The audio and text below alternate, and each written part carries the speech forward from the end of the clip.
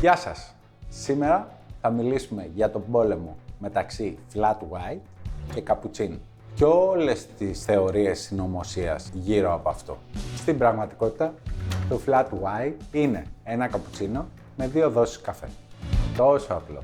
Για το flat white θα χρειαστούμε μία κούπα 150 με 180 ml που πρέπει να είναι πάντα ζεστή, 2 δόσεις εσπρέσο, 140 ml γάλα, νουνού Baristas Gold και μία γαλατιέρα χωρητικότητας 500 ml.